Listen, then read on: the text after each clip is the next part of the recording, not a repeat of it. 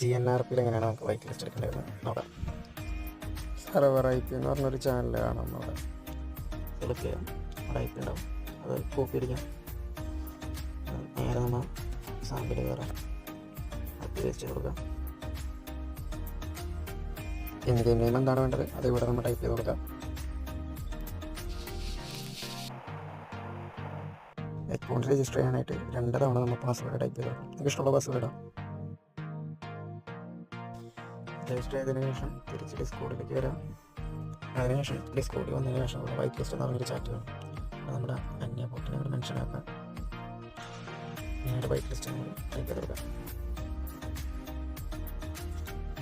Boat നമുക്ക് പിന്നീട് message എടുക്കാം. എക്സ്ക്ലമേഷൻ മാർക്ക് ഇട്ടിട്ടുണ്ട്. അപ്പോൾ ഒന്ന് ടൈപ്പ് ചെയ്യാം. ഇന്ത്യയിൽ രജിസ്റ്റർ ചെയ്ത യൂസർ നെയിമും ടൈപ്പ് ചെയ്ത് കൊടുക്കാം.